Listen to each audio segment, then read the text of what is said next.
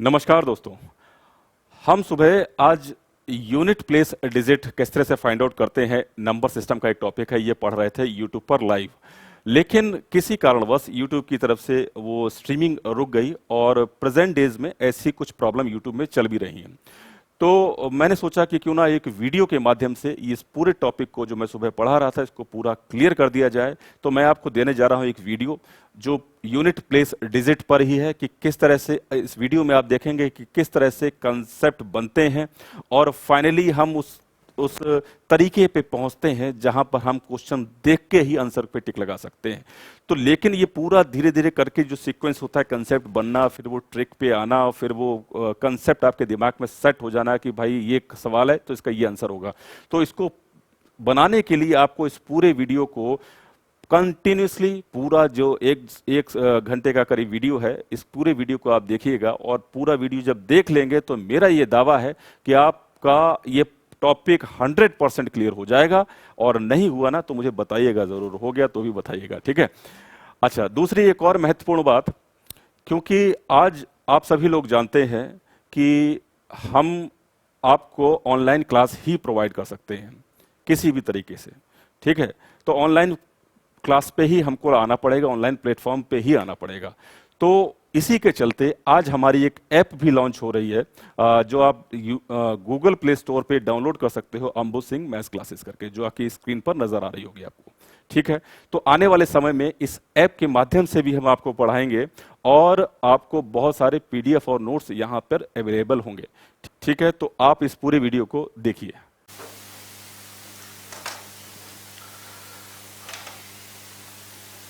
तो देखो, स्टार्ट करेंगे नंबर सिस्टम से।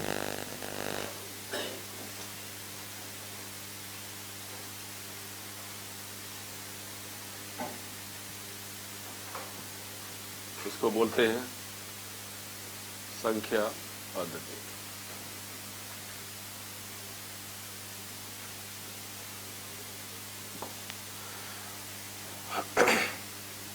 ठीक है, तो अरिथमेटिक से स्टार्ट हो रहा है नया बैच और इसमें संख्या पद्धति से मैंने स्टार्ट कर रहा हूं। बेसिक चैप्टर यही है और यहां से इस चैप्टर के अंदर हम बेसिक जो होते हैं क्वेश्चंस, इसमें बहुत सारी बातें होती हैं। हम डिविजिबिलिटी के बारे में जानते हैं, square root, cube root, decimal fraction, simplification, surd indices, बहुत सारे छोटे छोटे पार्ट्स होते हैं जो आगे की कैलकुलेशन में हमारी हेल्प करते हैं। तो स्टार्टिंग और सबसे पहला चैप्टर होता है नंबर सिस्टम और इसकी हम एक एक बात को आप लोगों को समझना है। जो भी मैं यहाँ पे बोर्ड पे लिखूं वो आपको ध्यान से समझना है। उसकी में अगर कोई भी दिक्कत हो तो मुझे बताना, ठीक है। आपका एक एक कंसेप्ट, एक एक डाउट जो है वो क्लियर होना चाहिए। कोई भी बच्चे को कोई दिक्कत होती है तो मुझे यहाँ पे बताएगा कि ये चीज पॉइंट नहीं समझ में आया, उसी टाइम बताओ, समझते कि समझे भाई सर ये नई बात समझ में आ रही है, ठीक है। तो ये अपने लिए आप लोग ईमानदार रहें और जैसा मैं लेके चल रहा हूँ वैसा चलो, तुम्हारा एग्जाम तो डेफिनेटली निकलेगा, ठीक है। क्लियर है बात? तो स्टार्ट करते हैं नंबर सिस्टम। नंबर सिस्टम में पहले काफी सारे टॉपिक्स होते हैं, नंबर सिस्टम अगर मैं कहूं तो ये बहुत बड़ा चैप्टर होता है। तो एक एक बात को मैं यहाँ पर डिफाइन करूंगा और एक एक बात को मैं जैसे एक एक पॉइंट को उठा के उस पर बात करूंगा। उस पर सवाल संबंधित जो आते हैं एग्जामिनेशन में वो सारे कराऊंगा और आपको ध्यान से समझना है और उसके बाद आपको असाइनमेंट पे वर्क करना होगा, ठीक है। संख्या पद्धति, नंबर्स की जानकारी मैं पहले बाद में दूंगा। एक का सवाल मैं पहले कराता हूं। देखो, एक छोटा सा सवाल लेता हूं मैं इस पे, जैसे आता है to find unit place digit.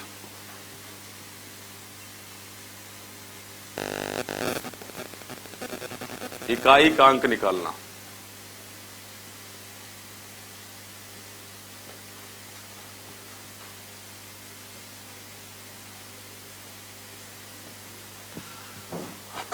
जैसे इसमें सवाल कैसे बनता है, जैसे कोई नंबर लिखा है 357 टू दी पावर 28। अब कहा जाए कि इसका यूनिट प्लेस डिजिट क्या है, इकाई का अंक क्या है, ठीक है। ऐसा एक सवाल आता है, अक्सर एग्जामिनेशन में देखा होगा, ऐसा सवाल आता है कि भाई इसका आपको इकाई का अंक निकालना है, यूनिट प्लेस डिजिट निकालना होता है। लेकिन अब इसके पीछे क्या लॉजिक है, इससे सवाल कैसे जल्दी सॉल्व होंगे, तो पहले थोड़े से कंसेप्ट को हम लोग समझते हैं। अगर मैं कहूं कि अंक कितने होते हैं, अंक है, अंक 0 1 2 3 4 5 6 7 8 9, 0 1 2 3 4 5 6 7 8 9, यही होते कितने अंक हो गए? 10 अंक हो गए।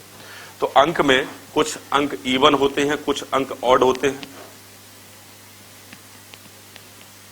इवन, इसको बोलते हैं सम संख्या, और कुछ नंबर होते हैं ऑड, इसको बोलते हैं विषम संख्या। ऐसा होता है कि नहीं? अच्छा, ऑड नंबर कौन कौन से होते हैं विषम? 1, 3, 5, 7।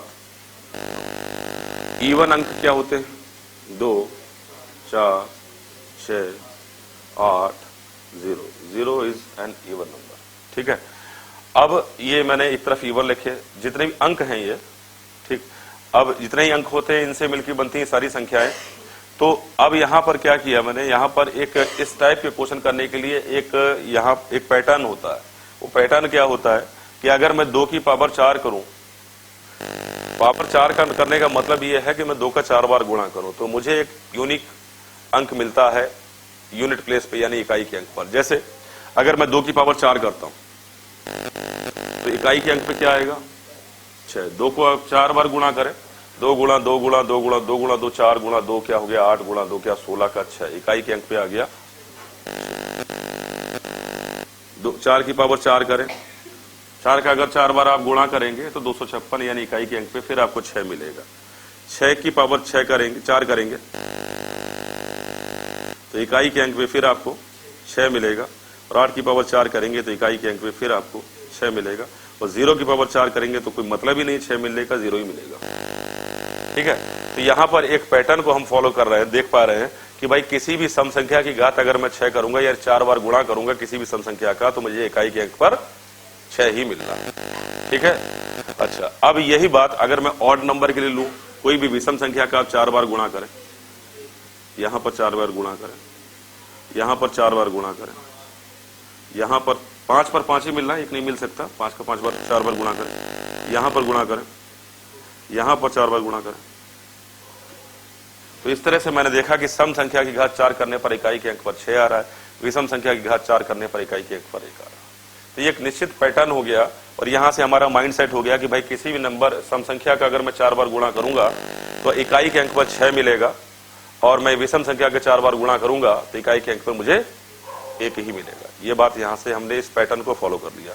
एक हमने इस टेबल में एक विशेष चीज को और पाया कि अगर मैं 1 की पावर 4 करता हूं तो मुझे इकाई के अंक पर 1 ही मिलता है, 5 की पावर 4 करता हूं तो मुझे इकाई के अंक पर वही 5 ही मिलता है, 6 की पावर 4 करता हूं तो इकाई के अंक पर 6 मिलता है, और 0 की पावर 4 करता हूं तो इकाई के अंक पर 0 ही मिलता है।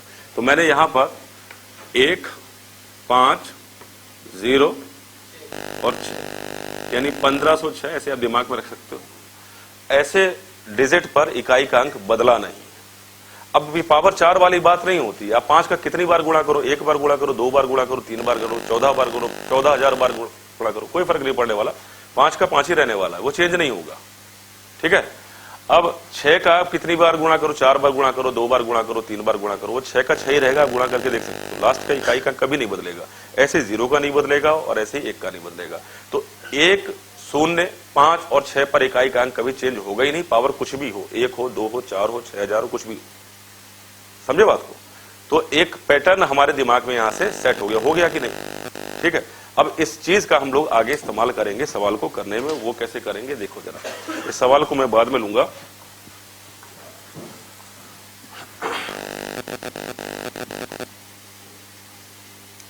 देखो, किसी भी नंबर के, जैसे अगर मैं कोई नंबर लिखा, मैंने लिखा 27 और इसकी लिखा पावर 27, और मैं कहूं कि इसका इकाई का अंक क्या है। पहले 27 को छोड़ो, अगर मैं कहूं कि पावर 4 होती तो इकाई का अंक क्या होता? 1 होता, क्योंकि आखिरी का अंक यहाँ पे 7 दिख रहा है और 7 की पावर 4 आपको दिख रहा है, क्योंकि आप करीब हो ही रहे हो। 7 गुणा 27 गुणा 27 गुणा 27 गुणा 27, 7 का आप 4 बार गुणा कर रहे हो, आपको इकाई के अंक पर 1 ही आएगा। ठीक है, क्लियर है बात? 1 रहता है। अगर यहां पर 5 होता तब इकाई के अंक पे क्या रहता? तो मैं इसको ऐसे लिख सकता था, 27 की पावर 4 और 27 की पावर 1। अब मैं इसका जानता हूं, इस पावर 4 जहां पे आएगी तो इकाई का अंक मुझे 1 मिलेगा। तो मैंने यहां पर लिखा 1, और यहां पर 7 की पावर 1 का मतलब यहां पर लिखा मैंने 7। कोई दिक्कत यहां पर नहीं ना? अब 7 और 1 का अगर मैं गुणा करूंगा तो मुझे इकाई, मैं डॉट इसलिए लगा रहा हूं, आगे नंबर से मुझे मतलब नहीं है, मुझे केवल इकाई के अंक से मतलब है, क्योंकि मेरा क्वेश्चन यही है। तो 7 गुणा 1 करूंगा तो इकाई के क्या मिलेगा? क्लियर है बात? ठीक है, चलिए अच्छा, अगर मैं यहाँ पर दूसरा कोई नंबर चेंज कर देता हूँ, लाइक मैंने लिखा 148। अब मुझे आखिरी की पावर से मतलब है, नंबर कितना भी बड़ा हो उससे क्या मतलब है, ठीक है। यहाँ मैं और भी 3 चीजें लिख सकता था। अब मैंने यहाँ पर लिखा कोई नंबर, मान लीजिए मैंने लिखा 7, ठीक। तो मैं इसको कैसे लिख सकता हूँ, 148 की पावर 4 तक तो मैं जानता हूँ, 4 तक तो मेरे टेबल के अनुसार आंसर हो जाएगा, और बाकी जो नंबर है 148, पूरी बात को समझते हैं, फिर इसमें और शॉर्टकट हम ढूंढेंगे, ठीक है। समझिए पहले पूरी बात को ध्यान से। तो 48, 4 की पावर 8, अब कितनी पावर और बची है, 3 पावर बची, तो 3 को मैंने आगे लिख दिया, 7 4 और 3 7 पावर होगी। तो 7 पावर को इस तरफ बैठ जाइए, इधर बैठ जाइए, ठीक है। तो यहां पर कितना हो जाएगा, 4 और 3 क्या होगा, 7 पावर को मैंने इस तरफ ब्रेक कर दिया। अब 8 की पावर 4 का मतलब क्या होता, 8 की टेबल के अनुसार देख सकते हैं। अगर आपका 4 बार गुणा करेंगे तो आपको इकाई के अंक क्या मिलेगा, 6, ठीक। और 8 का अगर 3 बार गुणा करेंगे, 8 गुणा 8 गुणा 8। अब यहां पर पावर 3 बची है, ठीक है। तो आपको 3 बार इसका गुणा करके सोचना है। 4 तक जो है वो तो टेबल में समाहित हो जाता है। अब यहां पर पावर 3 बची है, तो इसका आप गुणा करके देखें, 8 का आप 3 बार गुणा करें, 8 गुणा 8 गुणा 8। और आप इकाई के अंक से मतलब रखें केवल, 8 का क्यूब होता है 512, वो छोड़ दो, आप इकाई के अंक से केवल मतलब रखो। 8 गुणा 8 64 का 4, 4 उठा लो, और 4 का अगले 8 से गुणा कर दो, 4 गुणा 8 32 का 2 उठा लो। यानी इस पार्ट से मुझे इकाई का अंक क्या मिलने वाला है, ठीक है। अब फाइनली मुझे 2 गुणा 6 करना है, तो मुझे इकाई के अंक मिलेगा, 2 गुणा 6 करने पर 12, 12 का मतलब इकाई के अंक पर। पॉइंट समझ में आया, ठीक है। तो नहीं समझ में आया बताइए, कोई दिक्कत हो तो भी बताना है, ठीक है। यहां पर क्या करना है कि 4 को एक तरफ करना है, जो रिमेनिंग पावर है उसके ऊपर उसको अलग रखना है, ठीक। अब ये पावर तो छोटी छोटी पावर थी, तो 4 आपने इधर कर दिया, है ना। एक और मैं बात बताऊंगा, अभी समझ में आएगी, पहले पूरी बेसिक जानकारी यहां से लो, ये है क्या, ये एक्चुअल में किस तरह से पहुंचेंगे। अगला सवाल मेरा ये है कि अगर मैंने कोई नंबर लिख दिया 258 की पावर लिख दिया मैंने 15 लिख दिया। अब यहां तो छोटे छोटे पावर थे, तो यहां पे 4 आपने अलग किया, बाकी पावर अलग कर दी। अब यहां पर क्या होगा कि 258 की पावर 4, ठीक है। अब फिर लिखूंगा 258 की पावर 4, फिर लिखूंगा 258 की पावर 15, पावर को ब्रेक करना, तो ऐसे नहीं लिखना है। अब आप इसको ऐसे समझिए कि 15 को आप 4 से भाग लगा दो, कितनी बार जाएगा, 3 बार आएगा, 12, क्या बचेगा, 3 बार। तो मैं इसको ऐसे लिख सकता हूं कि जैसे 258 की पावर 4 और 4 गुणा 3 कर सकता हूं, तो 12 पावर तो ये हो गई। अब मुझे 15 पावर को सेट करना है, तो 4 गुणा 3 करते हुए 12 पावर तो ये हो गई। अब 258 बचा, और पावर क्या बची इसकी, जो बची हुई पावर 3 है उसको मैंने आगे लिखा। इस तरह से मैंने इसको ब्रेक कर दिया। ये पॉइंट समझ में आया। मैं 258 की पावर 4, 258 की पावर 4, 258 की पावर 4 में 3 बार नहीं लिख रहा, बल्कि मैंने इसको इस तरह, इस ब्रैकेट में इस तरह से क्लोज कर दिया। भाई 15 पावर है, पावर और भी आगे बढ़ी होंगी, लेकिन आप समझे, पहले मैंने इसको किस तरह से सेट कर रहा हूं। 4 पे मुझे मालूम है इकाई का अंक क्या होता है, उस टेबल के अकॉर्डिंगली मैं इसको सेट कर रहा हूं। यहाँ पर 258 की पावर 4 हो गया। अब मैं देखता हूं कि भाई 15 को जैसे मैंने 4 से डिवाइड लगाया, तो 3 बार गया और 3 बच गया। तो 3 बार गया का मतलब कंप्लीटली जो है 258 की पावर 4, 258 की पावर 4, 258 की पावर 4 मेरे पास 3 बार बच जाएगा। यानी 258 की पावर कुल मिला के 12 मैंने एक ब्रैकेट में लिख लिया। जो बाकी कुछ बचा कुचा है 258 की पावर 3 मैंने आगे करके लिख दिया। तो दिक्कत है यहाँ पर। अब इस पोर्शन में देखो आप, इकाई का अंक आपको क्या दिखाई देगा, इसका पावर 4 हो। देखो बात यह है कि 8 की पावर 4 करेंगे तो इकाई के अंक में क्या है, 6। अब बात यह है कि 6 की पावर 3 करूंगा। अब 3 करने पर इकाई के अंक मुझे 6 पर तो 6 ही मिलने वाला, कोई फर्क नहीं पड़ेगा। आपके पास अगर पावर 4 के मल्टीपल, पावर जो है 4 के मल्टीपल में आ गई है, अगर 4 के गुणांक में पावर आ गई है, तो इस पूरे पोर्शन का इकाई का अंक इस टेबल के अनुसार ही हो जाएगा। अब 258 की 8 की पावर 4 देखो आप, कहाँ गया 8 लिखा ही नहीं है। अच्छा इधर ठीक है, 258 की पावर 4 इकाई के अंक में क्या है, 6। तो यहाँ पर मैंने इकाई के अंक में 6 लिखा। और 8 की पावर 3, 8 गुणा 8 गुणा 8, 8 गुणा 8 64, और 64 गुणा 64 का 4 उठा लीजिए, तो 4 का अगले 8 से गुणा कर दें, 32 कर दें, यहाँ से इकाई का अंक मुझे मिलेगा। फाइनली मैं इसका मल्टीप्लाई करूंगा, 6 गुणा 2 क्या हो जाएगा 12 का इकाई का अंक, क्योंकि इकाई के अंक से मतलब इसका आंसर हो गया। ये सारे पॉइंट आपको समझ में आए। पावर ऑफ ये मैं इस टेबल के अनुसार इसको अरेंज कर रहा हूँ। ये जो भी पावर मुझे बड़ी पावर दी जा रही है, मैंने इसको 4 से भाग लगाया।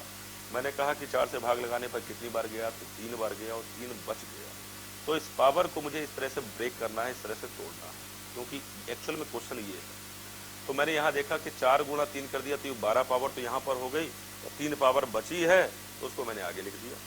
बेस सेम होता तो घातें जुड़ती हैं, 12 और 3 15 हो जाती, 15 को मैंने इस तरह पावर को इस तरह से तोड़ा। यही पॉइंट। अब इसका 8 की पावर 4 पर इकाई का अंक 6 है, तो इसकी जगह पे तो मैंने 6 लिख दिया, और 8 को अगर मैं 3 बार गुणा करूंगा इकाई का अंक 2 आएगा, तो 2 गुणा 6 करने पर इकाई के अंक पर 12 का। ठीक है। अब ये तीनों सवाल में अब आप एक मतलब की बात यहाँ पर देखो, ये सारी बात अगर आपने समझ ली हो, सीख ली हो, नोट कर लो पहले से, नोट करो जल्दी से, जल्दी से नोट करो।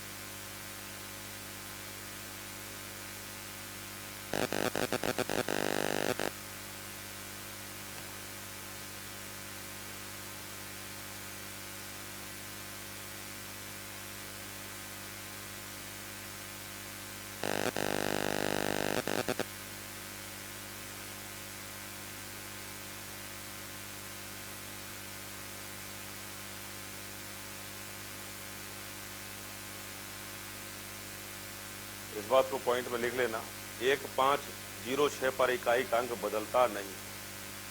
1506 पर इकाई का अंक बदलता नहीं है। Unit digit would not be change 1506।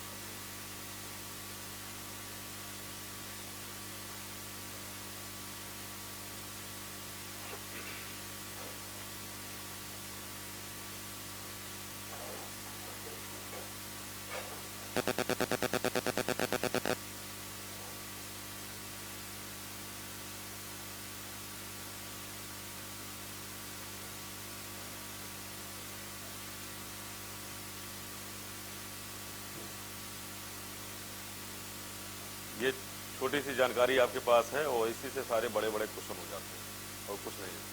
ठीक है। देखो जरा एक पॉइंट यहाँ पे देखो कि ये जो टेबल मैंने बताई, आपको बेसिक बात यहाँ पे समझाया, उसमें अकॉर्डिंगली जैसे मैंने आपके सामने पहला प्रश्न रखा था, इस पहले प्रश्न में दोबारा गौर करो। आपके पास ये 4 पावर तो अलग हो गई थी, जो बाकी बची कुछ ही पावर है, जैसे मैं 7 की पावर 1 करता हूँ तो इकाई के अंक में 7 आता है। पॉइंट को समझो जरा यहाँ पे ध्यान से, इकाई के अंक पर लिखो मत, समझो। 7 की पावर 1 करे, इकाई के अंक में 7 आया, मेरा आंसर भी 7 बन गया। ठीक है। यहाँ पर जरा गौर करो, 8 की पावर 3 इकाई के अंक में क्या चला 2, और फाइनली मेरा आंसर भी 2। इस सवाल पे जरा गौर करना, 8 की पावर 3 इकाई के अंक पे 2, और फाइनल आंसर भी मेरा 2। इसका मतलब क्या हुआ पता है, कि अगर मैं इस पोर्शन को हटा दूं यहाँ से, तो मेरी कैलकुलेशन का पार्ट कम हो जाता है। ठीक है। अगर मैं सीधे सीधे इस बात को सोचने लग जाऊं, यहाँ से इसको हटा दूं, तो सीधे सीधे अगर मैं इस पोर्शन इस पॉइंट को सोचने लग जाऊं तो मेरा कैलकुलेशन वाला पार्ट कम हो जाएगा, मुझे 4 के टर्म अरेंज करने की अब जरूरत नहीं है। ठीक है, अब मेरी बात को गौर करना जरा। अब जैसे मुझे इस सवाल का जवाब निकालना, तो मुझे पता लगा कि जो रिमेनिंग पावर है उसके ऊपर मेरा आंसर डिपेंड कर रहा है। आपने तीनों सब एग्जाम्पल में चीज को पा लिया। मतलब 4 से पावर में डिवाइड करने के बाद जो घात शेष बचती है उसके ऊपर मेरा आंसर डिपेंड करता है। बस इतनी सी बात को दिमाग में डालना। अगर मैं कहूं कि यहाँ पर 7 की पावर 5 है, तो मुझे मेरे क्वेश्चन पेपर पे जब ये सवाल आएगा तो मैं क्या करूंगा, 5 को 4 से भाग लगाऊंगा, क्या बचेगा, 1 बचेगा। तो जो बचेगा उसी के अकॉर्डिंगली मेरा आंसर है। तो मैं कहूंगा 27 की पावर 1 बचेगी और 7 की पावर 1 का मतलब 7 मेरा पॉइंट समझ में। ये पावर 4 का भी एक लॉजिक है, समझाऊंगा अभी मैं। ठीक है, जैसे ये सवाल मेरे पास आया था, इसको मैं 4 से भाग लगाऊंगा पावर में, क्या बचेगा, 3 बचेगा ना।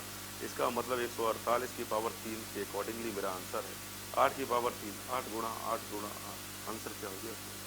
ठीक है, यहाँ पर आइए, इस सवाल के अंदर भी 15 को 4 से भाग लगाने पर क्या बचेगा, क्या बचेगा, 3 बचेगा। अब 8 की पावर 3 का मतलब इकाई का अंक क्या हो गया, यहाँ पर यूनिट प्लेस क्या हो गया। पॉइंट समझ में आया, ये आसान हो गया।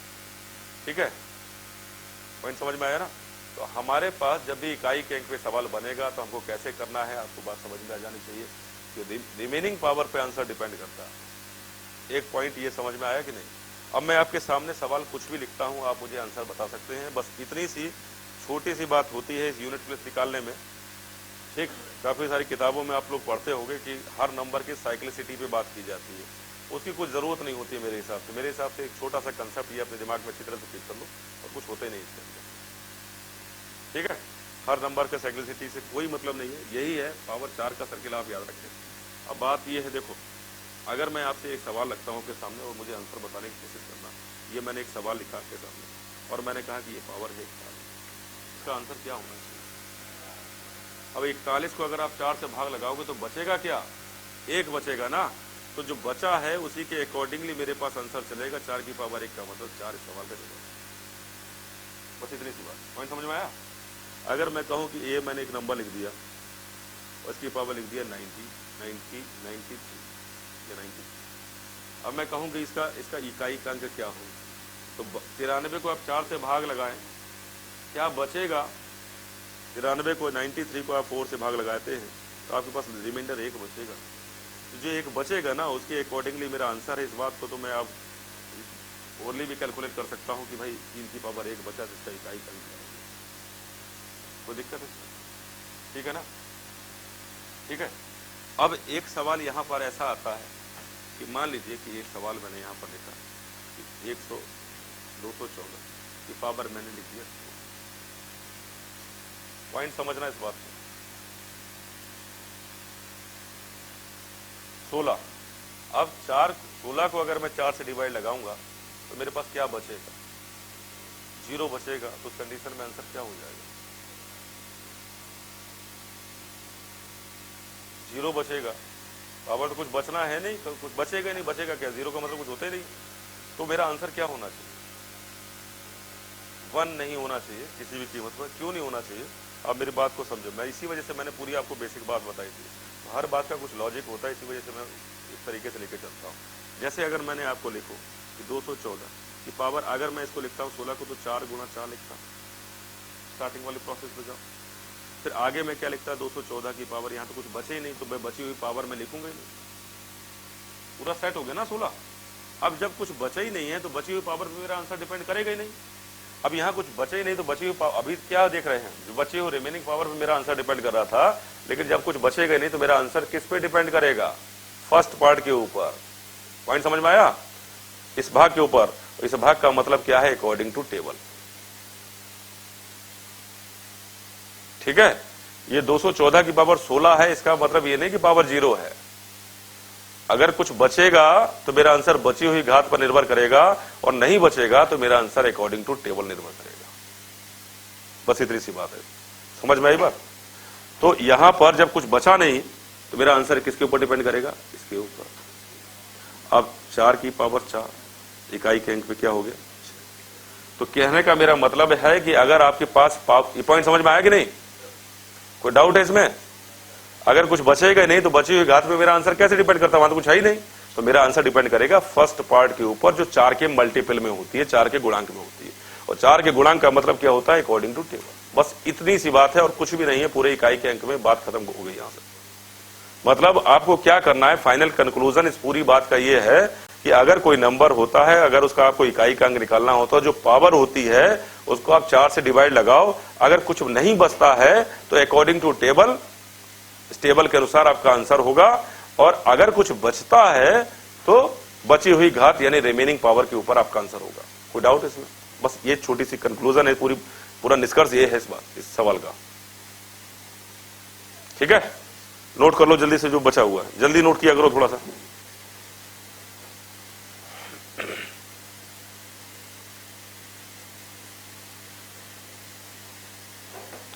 और इसका नोट्स बनाओ अच्छी तरह से, साफ साफ।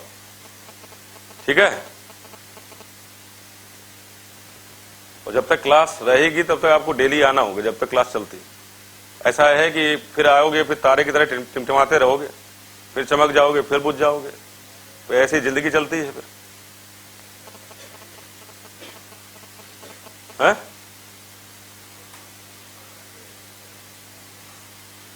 चमकते रहोगे, चमकते रहोगे, चमकते रहोगे तो सूरज बन जाओगे। ये तो तारे तो टूटते जब टूट जाते हैं। ऐसे सुनते हैं ना हम लोग।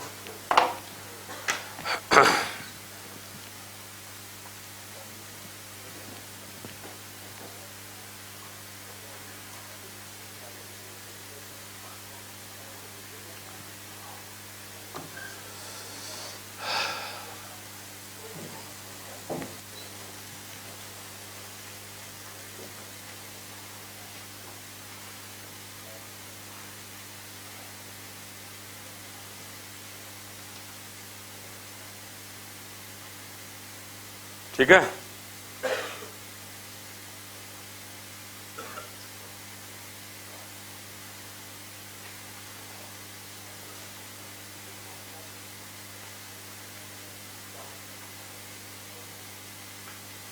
चलो।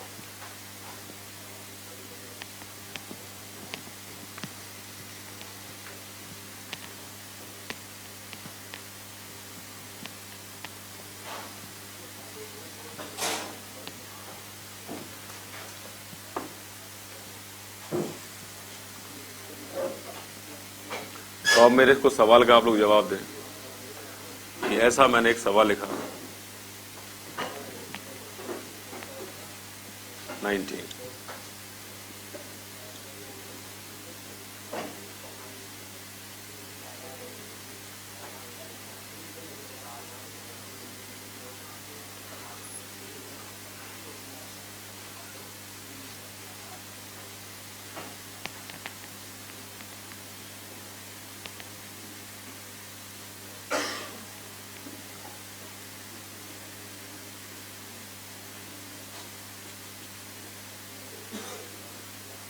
चलिए, आंसर बोल सकते हैं इसका। अब जैसा अगर मैंने आपको समझाया, पूरी बात अगर आपको समझ में आ गई हो तो एग्जैक्टली पेपर वर्क रिक्वायर्ड नहीं है।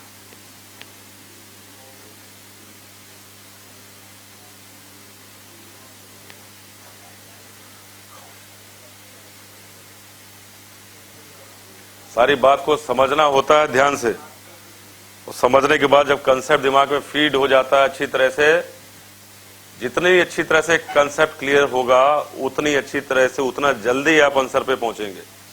दिक्कत यही होती है कि हम जल्दी सॉल्यूशन की बात करने लगते हैं, कंसेप्ट को समझने की कोशिश नहीं करते। कंसेप्ट को समझिए, उसके बाद चीजें बहुत आसान होती हैं और कुछ होता नहीं है ऐसा खास।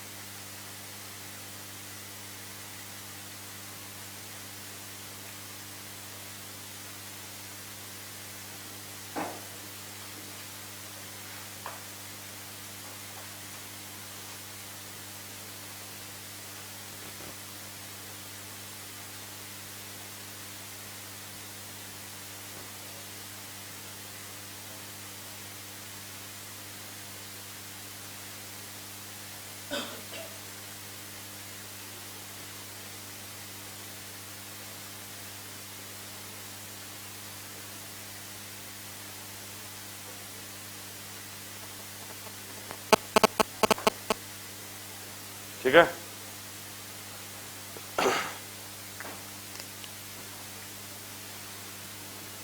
यहां पर देखें क्या करना होगा इस सवाल का जवाब। 19 को अगर 4 से डिवाइड लगाएं तो यूनिट प्लेस पे बचेगा, क्या बचेगा, 3 बचेगा। 4 से भाग लगाएं, 19 को अगर 4 से भाग लगाते हैं तो क्या बचता है, 16 जाता है तो 3 बचता है।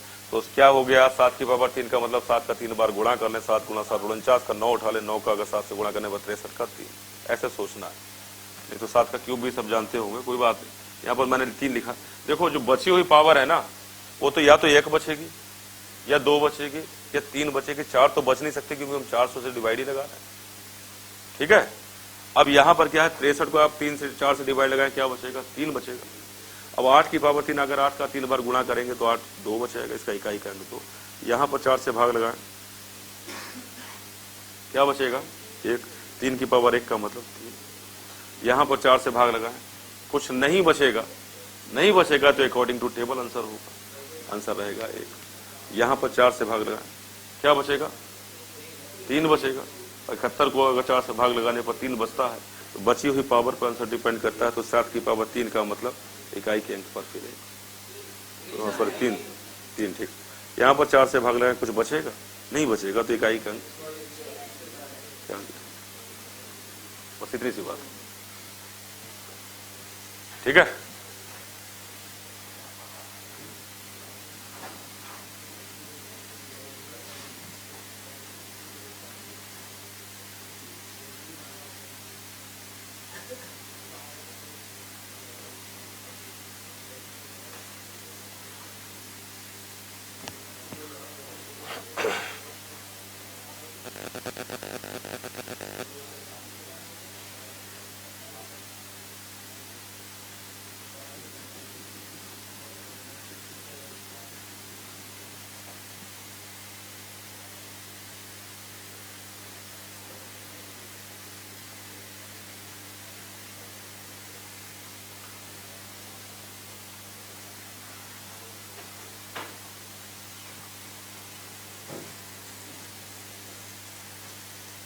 ठीक है।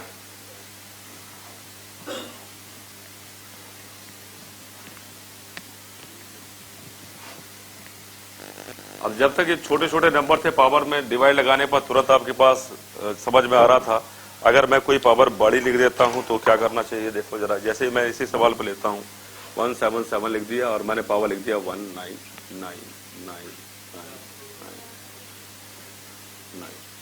तो होता क्या है कि 4 से डिवाइड लगाने का मेरे पास कंसेप्ट क्लियर है। मैं क्या करता हूं कि अगर मैं जो भी नंबर होगा उसको मुझे 4 से डिवाइड लगाना होगा, जो बची हुई पावर है उसके ऊपर मेरा आंसर डिपेंड करता है। अब बात यह होती है कि कुछ बच्चों के दिमाग में आता है कि भाई इतने बड़े नंबर को 4 से डिवाइड लगाएं तो समय लग जाएगा। तो 4 से डिवाइड करने का एक नियम होता है, डिविजिबिलिटी रूल फॉर 4। अभी मैं आगे सारे डिविजिबिलिटी रूल पे भी बात करूंगा, लेकिन यहां पर 4 के विभाज्यता नियम की जरूरत पड़ रही है तो मैं उसका इस्तेमाल कर रहा हूं। बस 4 का विभाज्यता नियम केवल यह कहता है कि जो संख्या आखिरी के 2 अंक, जिस संख्या की आखिरी के 2 अंक यदि 4 से विभाजित होते हैं तो वो पूरी संख्या 4 से विभाजित हो जाती है। Divisibility test for 4, last 2 digit of the number should be divisible by 4। संख्या के अंतिम 2 अंक 4 से विभाजित होने चाहिए। संख्या के अंतिम 2 अंक 4 से विभाजित होने चाहिए। Last 2 digit of the number should be divisible by, संख्या के अंतिम 2 अंक 4 से। तो मुझे क्या करना चाहिए, जैसे अगर मैं आपसे पूछूं कि मेरे पास एक नंबर है 125 और इसको 4 से भाग लगाने पर क्या होगा, तो मुझे क्या देखना है कि आखिरी के 2 अंक देखने, और 25 को 4 से भाग लगाने पर 1 बचता है। आप पूरे नंबर को 4 से डिवाइड लगा के देखिए, आपके पास 1 ही बचेगा। बस यही छोटी सी बात होती है। तो कितना भी बड़ी पावर, उससे कोई दिक्कत नहीं है। आखिरी के 2 अंक पकड़ लीजिए, 99 है, इसको 4 से डिवाइड लगाने पर क्या बचेगा, क्या बचेगा, 3 बचेगा। 99 को 4 से डिवाइड लगाएं तो क्या बचेगा, 3 बचेगा। तो मैंने यहाँ पर 3 लिखा। 7 की पावर 3, 7 का आप 3 बार गुणा करें, क्या बचेगा, बस इतनी सी बात। तो पॉइंट समझ में आया। क्या करना है कि आखिरी के अंक में, आखिरी के 2 अंक में 4 से डिवाइड लगाने पर जो बचेगा वही इस पूरी पावर में 4 से डिवाइड लगाने पर बचता है, पावर कुछ भी हो। ठीक है। तो अगर मैं ऐसा एक सवाल लिख देता हूं आपके पास,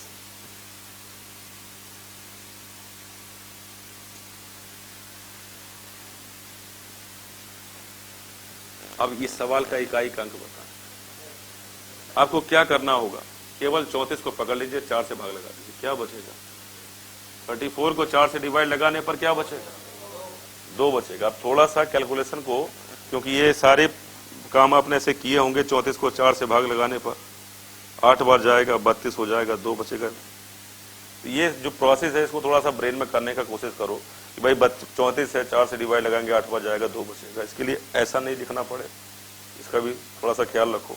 थोड़ा थोड़ा सा अपने आप को, अपने दिमाग को टास्क दो, काम दो, और उस पर थोड़ा सा बोझ पड़ने दो, ठीक है? 34, क्योंकि जैसे ही हम अपने दिमाग पे बोझ डालते हैं तो उस दर्द करने लगता है, लेकिन होने दो, थोड़ा सा उसका भी एहसास होने दो कि हम कुछ कर रहे हैं, तो 34 को 4 से भाग लगाने पर क्या बचता है? 2 बचता है। और 2 जब बचेगा तो बची हुई पावर पे मेरा आंसर डिपेंड करता है। मैं जानता हूं 4 की पावर 2 करूंगा तो आखिरी के अंक पे क्या आएगा? 6 आएगा। 4 की पावर 2 करने पर इकाई के अंक पर 6 आएगा। ये मेरा आंसर है। तो सारी बातें यहां पर खत्म हो जाती हैं कि आपको करना क्या होगा। एक और फाइनल कंक्लूजन क्या निकल रहा है यहां पूरी बात से, कि हम लोगों को करना क्या है कि अगर हम पूरा नंबर को, जो भी मेरे पास नंबर है, उसको मुझे 4 से डिवाइड लगाना है। जो बचता है बची हुई पावर के अकॉर्डिंगली आंसर होता है, नहीं बचता है तो टेबल के अनुसार आंसर होता है।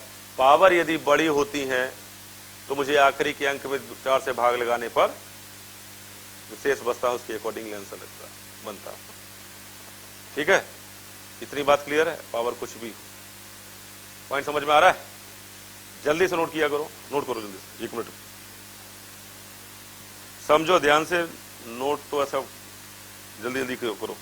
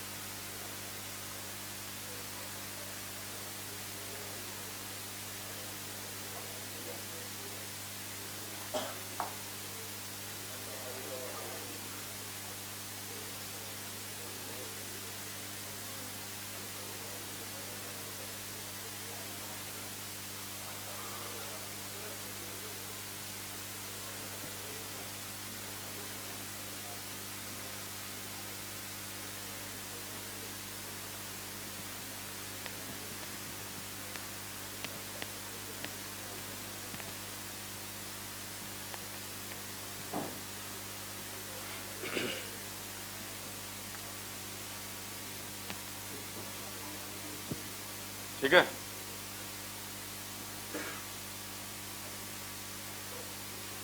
देखो ये पॉइंट समझ में आ गया।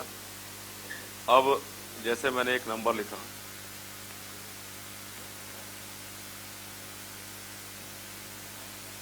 अब मैंने क्या किया, 2-2 क्वेश्चन ऐसे बना के लिख दिया।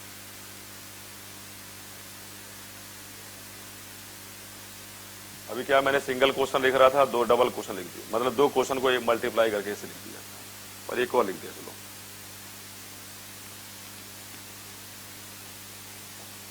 ये ऐसे लिख दिया। अब आपको इसका इकाई का अंक बताना है, तो क्या करना चाहिए कि आखिरी के, अब इसमें पावर से डिवाइड लगाओ। आप पहले पूरा समझो, यहां पर लिखा मत करो, ठीक है? मैं बोला, जब तक मैं बोलता रहा हूं तब तक आप बोर्ड पे पहले समझेंगे।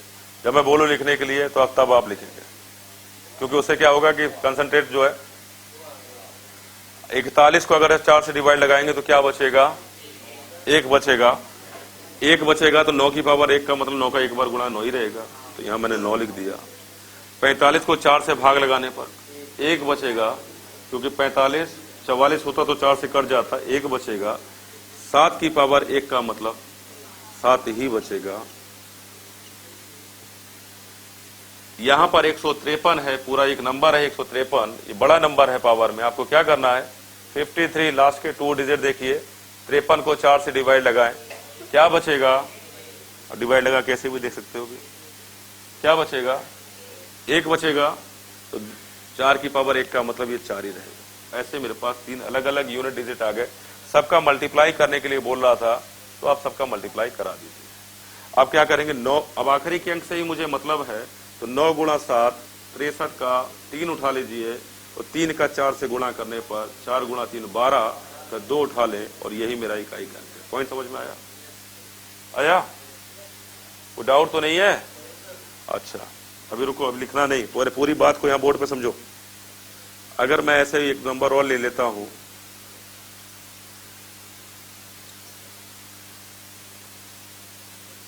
फोर 1 3,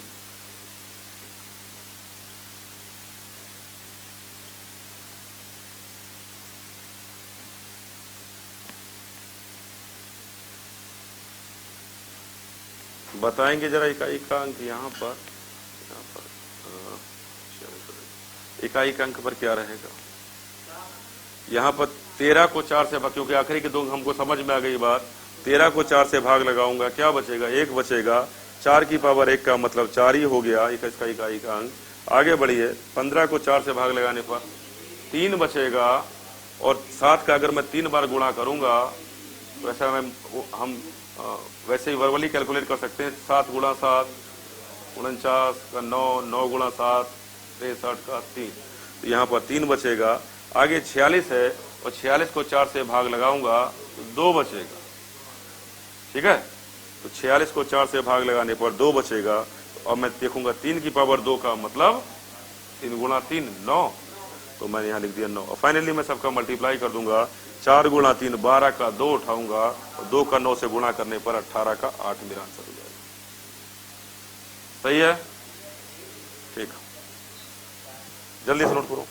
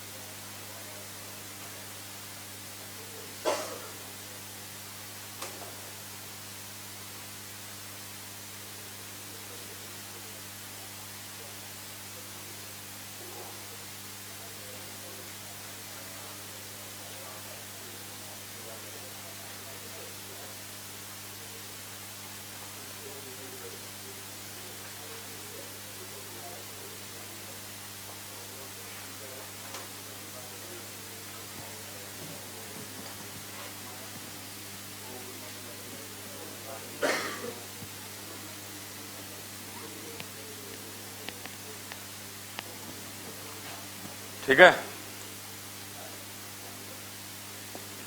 अब मैं एक सवाल लिखता हूं, वो आप लोग करेंगे।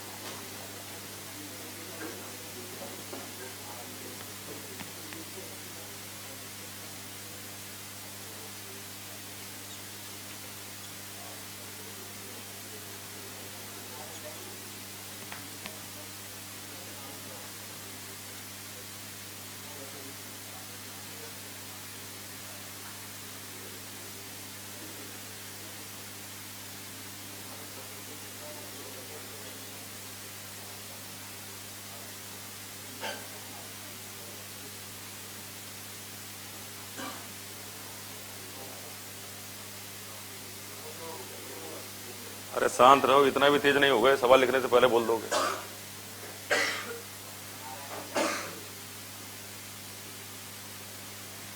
ये सवाल है।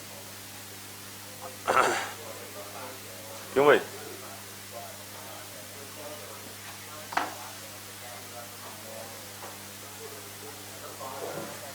हाँ,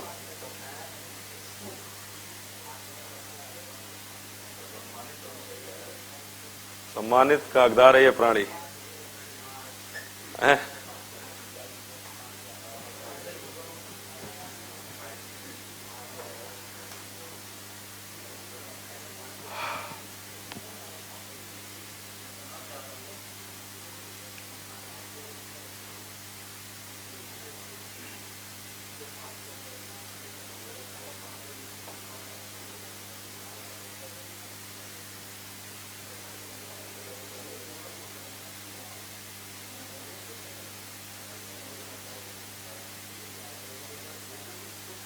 क्या रहेगा?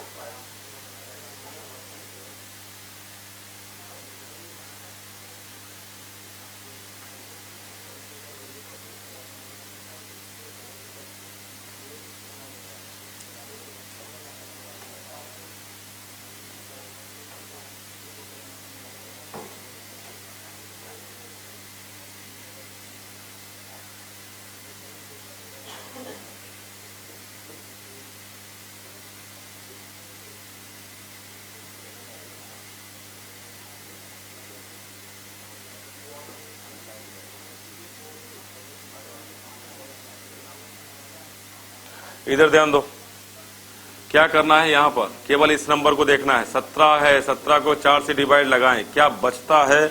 अगर आप नहीं कर पा रहे हो तो पहले ऐसे डिवाइड लगा के देख लिया करो। 4 से भाग लगाने पर क्या हो जाएगा, 4 बार 16 हो जाएगा, 1 बचेगा, यानी पावर 1 बची। और 7 की पावर 1 का मतलब क्या होता है, 7 ही होता है। इस वजह से मैंने यहाँ लिख दिया 7। आगे बढ़े जरा। 41 को अगर मैं 4 से भाग लगाऊंगा तो क्या बचेगा, 1 बचेगा। और 3 की पावर 1 का मतलब यहाँ होता है 3। आगे बढ़े। 17 लिखा है, 17 को 4 से भाग लगाने पर 1 बचेगा।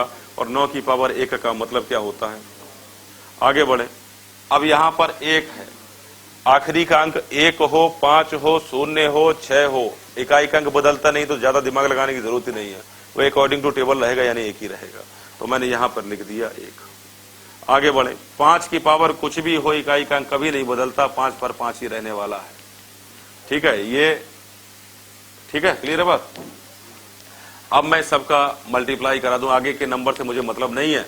तो जैसे मैं मल्टीप्लाई जब कराने जाता हूं तो 7 गुणा 3 क्या हो जाता है, 21 का 1 उठा लीजिए, 1 गुणा 9 करूंगा तो 9 आ जाएगा। और 9 गुणा 1 करने पर फिर 9 आ जाएगा। और 9 गुणा 5 करने पर 45 आ जाएगा। और 45 का इकाई का अंक 5 होगा। ये सवाल का जवाब है, बस इतनी सी बात है। ठीक है, ठीक है ना। अब थोड़ा सा इसमें जल्दी जल्दी काम करना, थोड़ा सा स्टार्ट करो। अब एक बात मैं यहाँ पर और थोड़ी सी बात करूंगा, इस जगह पर ध्यान देना है मेरी बात पर।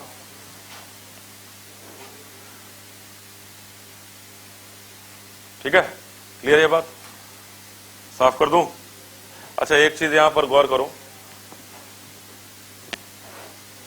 ये यहां पर आपको मालूम है 5 पर इकाई का अंक नहीं बदलता है। आपको मालूम है 5 पर इकाई का अंक नहीं बदलता है।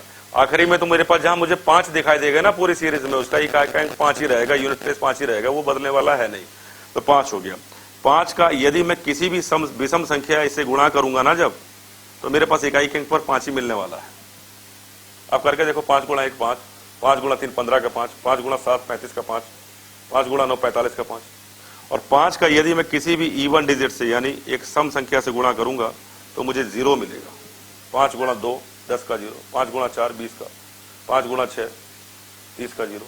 ठीक है, किसी भी सम संख्या से गुणा होगा। तो अगर ये बात, थोड़ी सी बात अगर मैं अपने दिमाग में सेट करता हूं, और उसके बाद एक चीज मुझे थोड़ी सी और बताना, अगर मैं किसी भी ऑड और ऑड का मल्टीप्लाई करता हूं, यानी विषम और विषम का मल्टीप्लाई करता हूं, तो मेरे पास नंबर हमेशा विषम ही रहता है कि नहीं।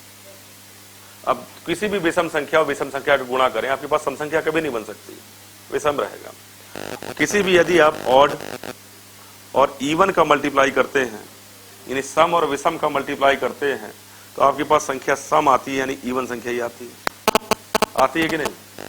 करके देखें, 1 गुणा 2 2 आएगा, 3 गुणा 6 कर लें, 3 गुणा 6 18 का मतलब क्या है भाई, एक विषम संख्या लो सम संख्या लो, आपके पास गुणा करने पर सम संख्या ही आती है।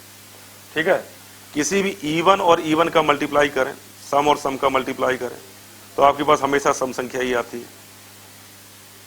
ऐसा होता है कि नहीं। ठीक, ठीक है, हमेशा सम संख्या आती है।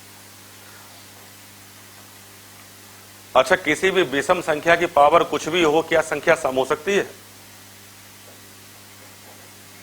विषम संख्या की पावर अगर मैं कुछ लगा दूं, 2, 4, 8, 2015 कुछ भी पावर लगा दूं, तो क्या संख्या सम हो सकती है? नहीं हो सकती। किसी भी विषम संख्या, अगर मैं कोई ऑड नंबर लिखता हूं, ऑड नंबर की पावर मैं कुछ भी ले लूं, तो संख्या ऑड ही रहेगी, इवन कैसे बन जाएगी? किसी भी इवन नंबर की पावर मैं कुछ भी ले लूं, कुछ भी पावर हो, कुछ भी पावर हो, वो संख्या इवन ही रहेगी, और थोड़ी ना बन सकती। संख्या जो है वो तो रहेगी अपने मूल रूप में। इवन का प्रकृति है तो इवन रहेगी, ऑड की है तो ऑड रहेगी। ऐसा होता है कि नहीं? अगर ये सारी जानकारी हमारे पास है, जैसे मैंने यहां पर लिखाया, तो इस सवाल का आंसर तो दिख रहा है। अगर ये सारी जानकारी हमारे पास है तो हमको एग्जैक्टली कुछ करना ही नहीं था इसमें। कैसे नहीं करना था, जरा समझो यहां पर।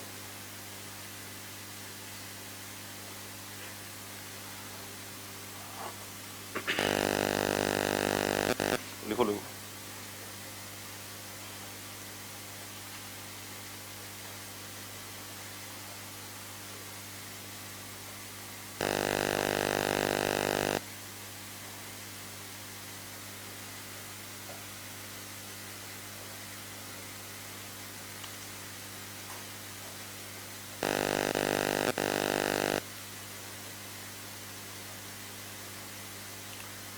ठीक है,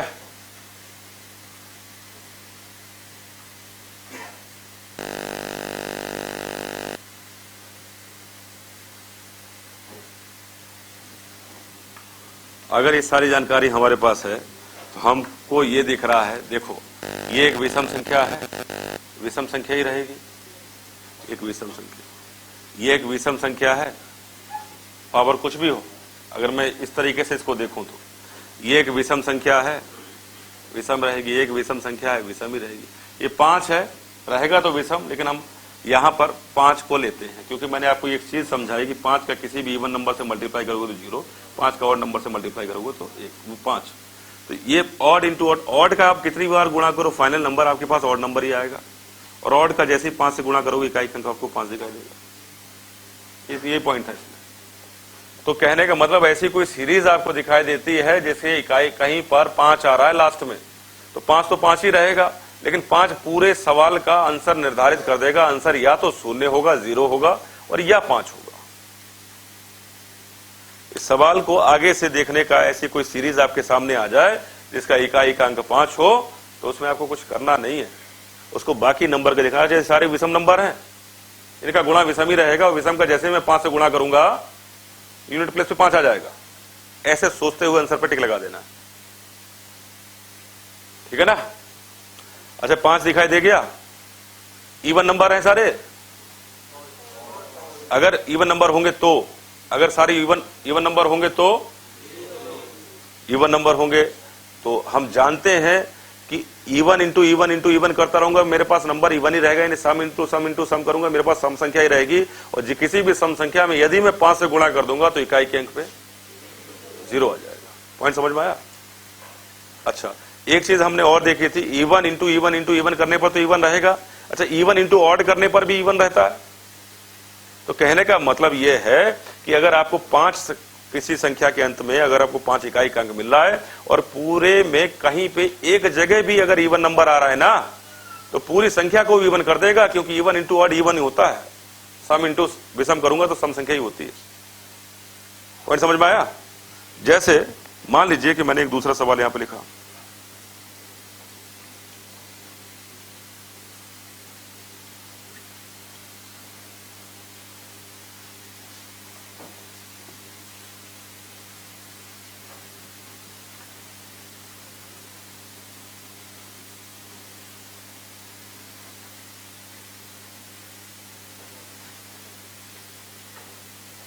अब देखो ये एक मुझे यहां पे इस सीरीज के अंदर 5 दिखाई दे गया, ये 5 मेरा आंसर निर्धारित कर देगा, मुझे कुछ करने की जरूरत नहीं। ऐसे क्वेश्चन के 5 है, इकाई का अंक 5 ही रहेगा। अब बाकी ये ऑड नंबर है, ऑड है, ये एक इवन नंबर है, इवन है, ये फाइनली एक ऑड नंबर है, ऑड ही रहेगा। तो जहां पर मुझे इकाई के अंक पे 5 दिखाई दे रहा है, वहां पे मुझे इस तरह से सोचना चाहिए कि आंसर पे टिक लग जाए जल्दी। ठीक, तो इकाई के अंक यहां तो 5 रहेगा, इवन इंटू इवन ऑड करेंगे तो संख्या इवन रहेगी। इवन इंटू फिर ऐड करेंगे तो संख्या फिर इवन आ जाएगी। यानी पूरी डिजिट पूरे अगर सीरीज में कहीं पे एक इवन नंबर मिल जाए तो उसका गुणा इवन ही होगा, यानी सम संख्या ही होगी। तो जब तक अब ये फाइनल जो कैलकुलेशन है वो कहां पर आके रुक गई, इवन हो गई। और इवन इंटू जैसे ही मैं 5 करूंगा इकाई के अंक पे शून्य आ गया। तो अगर कोई भी पूरी सीरीज दी जाए और सारे के उसमें अगर कहीं 5 आ रहा है और सारे ऑड नंबर दिखाई दे रहे हैं तो और इंटू 5 करने पर मुझे मालूम है कि 5 आएगा, इकाई के अंक पे हो गया 5। और पूरी सीरीज में कहीं एक जगह भी इवन नंबर दिखाई दे गया और 5 दिखाई दे गया तो सवाल का आंसर क्या हो जाएगा, 0। कोई डाउट? क्लियर है ना बात? तो इस पॉइंट को नोट कर लो।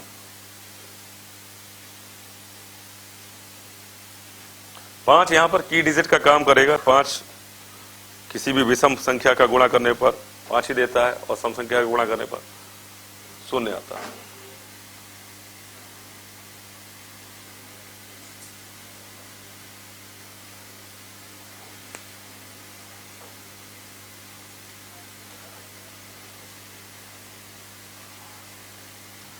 अब देखो ज्यादा समय नहीं रह गया तुम लोगों के पास, 3 महीने का ही समय। और 3 महीने की 3 या 4 3 महीने बाद समझो कि 1 महीने बाद तुम्हारे सीजीएल वगैरह का नोटिफिकेशन जहां तक समझते हैं कि आने लगे आ जाएगा। और अपने आप को जो भी बच्चे मेरे क्लास में बैठे हैं प्रूफ करने वाले तुम्हारे समय है कि अपने आप को प्रूफ करो कि दुनिया में आए हो तो कुछ काम करने के लिए आए हो, है? क्यों? तो अपने आप को साबित करने का समय है। और ये समझ लो कि अभी नहीं कर पाए तो फिर कभी नहीं कर पाओगे, ऐसा समझो। और कभी काम करने पढ़ने का मन ना करें तो अपने आप को गाली भी दो, अपने आप को दो। क्या है, क्यों गए, ऐसा क्यों कर रहा है? ऐसा करना पड़ेगा, अपने आप पे भी गुस्सा होना पड़ेगा। जो कमजोर लोग होते हैं ना वो दूसरों पे गुस्सा होते हैं, अपने आप पे नहीं होते। ठीक है? और अपनी जो कमियां हैं वो दूसरों के ऊपर थोपना चाहते हैं कि मैं ये काम नहीं कर पाया, इसकी वजह से नहीं कर पाया, ये ऐसा हो गया तो मैं सफल नहीं हो पाया, नहीं तो मैं तो समुद्रगुप्त था, चंद्रगुप्त था, मेरी क्या कमी है किसी से? दुनिया जीतने वाला था मैं तो, है? इसलिए अपनी कमी को अगर सोचते हुए, कमी कुछ नहीं है एक्चुअल में, माइंड का गेम है पूरा। कंसंट्रेट करो और फोकस होके काम करो। हम जान ही नहीं पाते हैं, हमारे दिन ऐसे ऐसे एक करके निकल जाता है और पता नहीं लग पाता कि हम कर क्या रहे हैं। ठीक है? तो जितना ज्यादा कंसंट्रेट करोगे अपने फोकस के ऊपर उतना जल्दी आप अचीव करोगे अपने गोल को। कोई भी इफ एंड बट कुछ नहीं होना चाहिए। तुम्हारे पास एक अभी बड़े सुकून से तुम्हारे पास समय है तैयारी करने का और इसको यूटिलाइज कर लो। और जो भी आगे समय आपके पास आ रहा है उसको, जो भी एग्जाम आए उसको आप क्रैक करने की कोशिश करो पूरी तरह से। कोशिश क्या करो, क्रैक तो होगा ही होगा, लेकिन पहले अपने आप को तो तैयार करो। ठीक है? इस सेक्शन के ऊपर जो भी दिक्कतें हो समझने के क्रम में वो मुझे बताओ। इसमें आपको कहीं दिक्कत होने वाली नहीं है, ये बात निश्चित है। और अपने आप को निर्धारित करो कि भाई अभी मुझे कितना घंटे पढ़ना है, क्या करना है। डेली का कुछ स्ट्रेटेजी प्लान होना चाहिए तुम लोगों के पास। और नहीं होना चाहिए तो मैं बता देता हूँ, कोई टाइम टेबल नहीं होता पढ़ने का। अगर मुझसे कोई पूछता है कि बच्चे के सर क्या टाइम टेबल होता है, कोई टाइम टेबल नहीं है मेरे हिसाब से। कुछ नहीं होता, 6 महीने का समय, जब समय में मिले तब पढ़ो।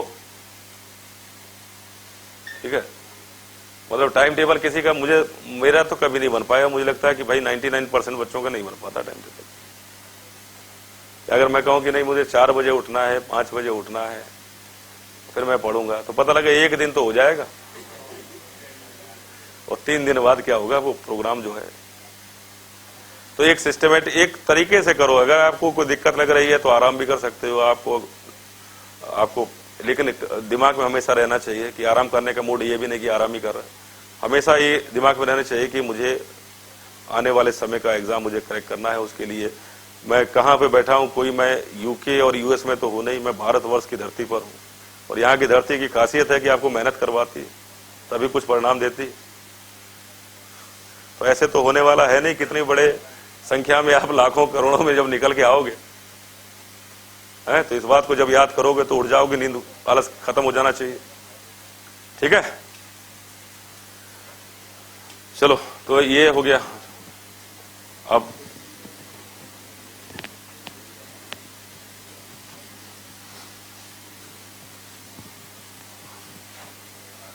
आगे देखो, अगर मैंने एक सवाल आपके सामने ऐसा लिखा, मैं प्लस कर रहा हूं, ठीक है,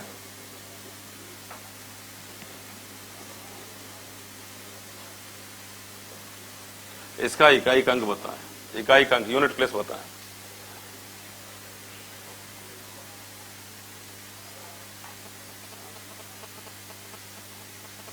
क्या 7 जोड़ना है। अभी तक हमारे मल्टीप्लाई कर रहे थे तो मल्टीप्लाई हो रहा था, अभी जोड़ने वाली बात है। 99 को आप 4 से डिवाइड लगा दें, क्या बचेगा? 3 बचेगा। अब 7 की पावर यदि मैं 3 करूंगा, 7 गुणा 7 गुणा 7 क्या हो जाएगा? 7 गुणा 7 गुणा 7 करने पर 3 आएगा। 7 गुणा 7 गुणा 7 करने पर इसका इकाई के अंक पर 3 आया। और यहां पर 4, अगर मैं 4 से भाग लगाऊंगा 31 को, क्या बचेगा? लास्ट पावर, लास्ट तो 3 बचेगा, ठीक है। 28 होता तो कट जाता, 3 बचेगा। अब 4 की पावर 3 का मतलब 4 का आप 3 बार गुणा कर लें, 4 गुणा 4 16 गुणा 16 का 6 उठा लें, 64 का 4, इकाई के अंक पे यहां मिलेगा मुझे 4। और फाइनली मुझे क्या करना है? ये एक नंबर है जिसके आखिरी में 3 है, ये एक नंबर है जिसकी आखिरी में 4 है। मुझे इकाई के अंक से मतलब है, इसलिए मुझे बाकी नंबर से मतलब नहीं है। नंबर तो बहुत बड़ा होगा, ठीक है। अब मुझे क्या करना है? इन दोनों को जोड़ने की बात कर रहा है, तो इकाई के अंक पे मुझे यूनिट प्लेस में मुझे 7 मिलेगा, और यही सवाल का जवाब है। जोड़ देना सिंपल, अलग अलग। मल्टीप्लाई होता तो मल्टीप्लाई कर देते, ठीक है भाई, ठीक है। ये पॉइंट समझ में आया? इकाई के अंक पे क्या हो गया? 7। आगे बढ़े।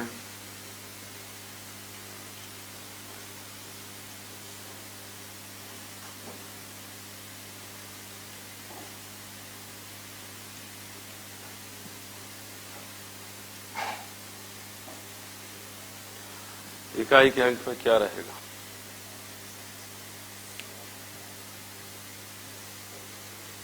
माइनस कर दिया मैंने। अब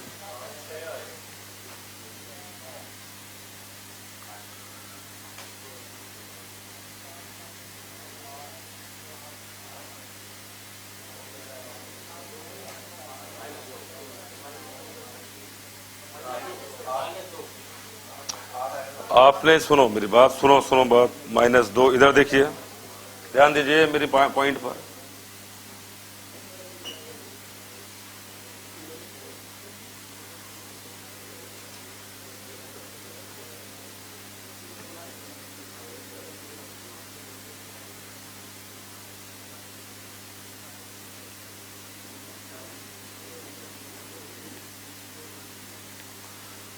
$37 लिखा हुआ है, क्या करना चाहिए? 4 से 37 में डिवाइड लगाऊंगा, क्या बचेगा? 1 बचेगा। 7 की पावर 1 का मतलब क्या हो गया? यूनिट प्लेस पर मेरे पास यहाँ पे 7 बचा। आगे बढ़ते हैं। 38 को अगर मैं 4 से भाग लगाऊंगा 2 बचेगा। 3 की पावर 2 का मतलब 9 हो गया। आपने यहां पर इकाई के अंक पर यूनिट प्लेस पर 9 रहा। फाइनली मुझे क्या करना है? 7 में से 9 घटाना है। अब मैं 7 में से 9 घटाता हूं तो लिखता हूं -2, और ये गलत हो गया। ऐसा कहीं हो सकता है? अगर मैं, एक बात मेरी सुनना मेरे ध्यान से, यहां पर है क्या एक्चुअल में? ये -2 आंसर नहीं हो सकता कभी इसका। क्यों नहीं हो सकता? बात को समझो।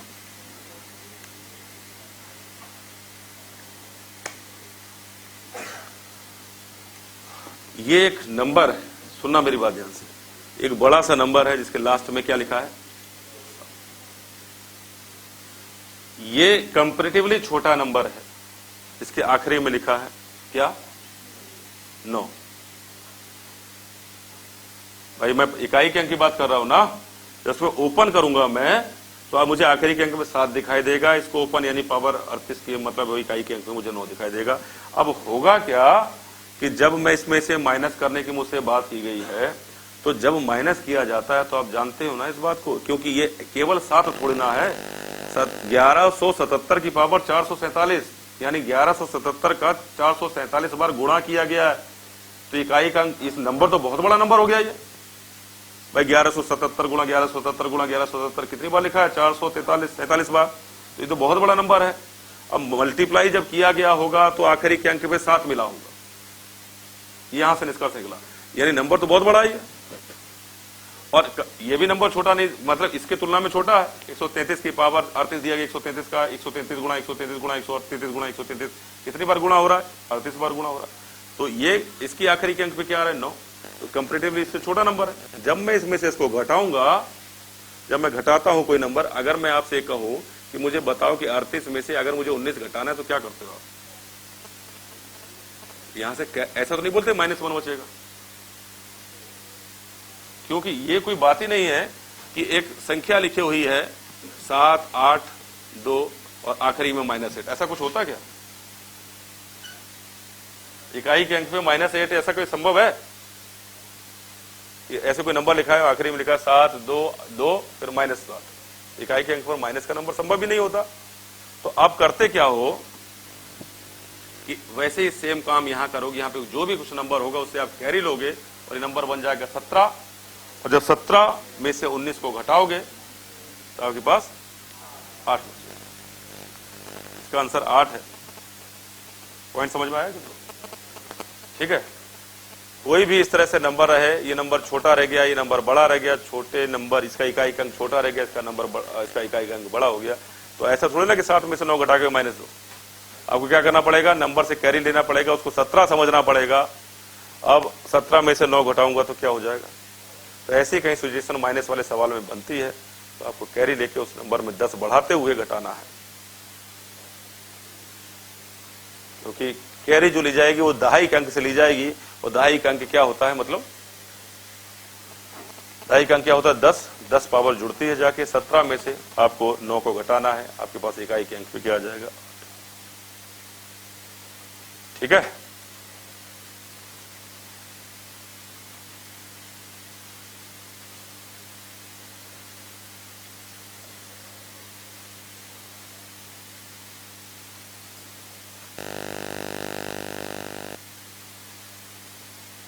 ठीक है। अगर नंबर यहां 9 आ जाए, यहां 7 आ जाए, तो 9 में से 7 घटा के 2, मतलब धनात्मक नंबर ही लाना होता है, पॉजिटिव नंबर ही होता है, इकाई का अंक कभी निगेटिव नहीं होता। ठीक है भाई, कोई डाउट है? हाँ, नहीं आया समझ में? मैंने ये समझाया कि इसका इकाई का अंक क्या है? 7। इसका इकाई का अंक क्या है? 9। ये आखिरी में 7 लिखा हुआ है। आखिरी में 7 का मतलब ये नहीं है कि नंबर 7 है। ये तो बहुत बड़ा नंबर है, क्योंकि 1177 गुणा 1177 गुणा 1177 कितनी बार लिखा है? 437 टाइम। तो अगर मल्टीप्लाई करूंगा तो बहुत बड़ा नंबर होगा कि नहीं? उसके आखिरी में यानी लास्ट डिजिट जो है, उसका यूनिट डिजिट जो होता है उसका 7 है। यहां तक क्लियर है बात? इसका यूनिट डिजिट क्या है? 9। लेकिन ये भी नंबर बड़ा है कंपैरेटिवली, इससे छोटा होगा, क्योंकि इसमें से घटाने का सवाल बना है। ठीक है। तो मेरा कहने का मतलब ये है कि अगर आप ऐसे कहते हो कि 7 में से 9 गया -2, ये सवाल का गलत हो गया जवाब, क्योंकि ऐसा कभी संभव है कि कोई किसी नंबर का इकाई अंक बोलोगे -4 है? ऐसा कभी होता है? इकाई अंक 4 होगा, 2 होगा, 5 होगा, 7 होगा, कुछ होगा, माइनस में थोड़ी ना होता। समझे बात को? तो है क्या एक्चुअल में कि अगर मैं, जैसे मैंने एक एग्जांपल आपको दिया कि भाई 38 में से 19 घटाओ, तो आपके अकॉर्डिंगली तो 8 में से 9 घटने पर -1 बनना चाहिए, जो कि गलत है। अगर मैं एग्जैक्टली आपसे कहूं कि भाई डिफरेंस बताओ, तो आप क्या करोगे? आप करोगे क्या? 18 में से 9 घटाओ, मतलब कैरी लेके घटाओगे ना। 18 में से 9 गया तो क्या बचेगा? समझे बात को? 7 बचेगा, -1 तो नहीं बचेगा, तो यहां पे प्लस का 7, 9। ठीक है। अच्छा, सेम वही काम मैंने यहां किया। तो मैंने कहा कि ये एक नंबर है जिसके आखिरी में 7, और ये एक नंबर, क्योंकि बाकी की डिजिट मुझे नहीं मालूम, कि मैं इकाई के अंक पे काम कर रहा हूं, इकाई के अंक से ही मुझे मतलब भी है। तो ये एक नंबर है जिसके आखिरी में 7 है, ये एक नंबर है इसके आखिरी में 9। तो मैंने लिखा यहां पर 7 डॉट डॉट करते हुए, इसको डॉट डॉट करते हुए 9 लिख दिया। क्लियर है बात? अब मैं कहूंगा 7 में से 9 जाएगा तो क्या बचेगा? 7 में से 9 जाएगा? नहीं जाएगा। -2 नहीं लिखना मुझे क्या करना है कि इस पहले वाले नंबर से कैरी लेना। जो भी नंबर हो, 1 हो, 2 हो, कुछ भी हो, कैरी तो ले सकते हैं ना। नंबर तो बहुत बड़ा है, संभावना तो है कैरी लेने की। तो मैंने कैरी लिया, हो गया 17, और जब मैं 17 में से 9 घटाता हूं तो मेरे पास बचता है 8। बात समझ में आई? कोई डाउट है? क्लियर है? ठीक है। तो इकाई के अंक पर ये पूरी, अगर पूरा आप जो है पढ़े जाके, जो भी आपने नोट्स बना लिया होगा, इकाई के अंक पर इससे ज्यादा कुछ होता ही नहीं है। ठीक है। कभी कभी सीरीज ऐसी होती है कि मल्टीप्लाई हो रहा है, बीच में प्लस हो रहा होता है, फिर माइनस हो रहा होता है, तो आप कर सकते हो। इकाई का अंक तो सबको मालूम ही है, आपको मालूम है कि क्या करना है। 0, 1, 5, 6 पर अंक बदलता नहीं है। इस पूरे जो आपने नोट्स बनाया इसको पूरे घर पे जाके पढ़ना। फिर भी कोई नहीं बात नहीं समझ में आया तो कल पूछना आगे। इसमें ये टॉपिक जो है वो फिनिश हो गया, इसमें अब कुछ नहीं बचता समझने के लिए। ठीक है, ठीक है, तो आज इतना ही करेंगे, कल आगे बढ़ाएंगे।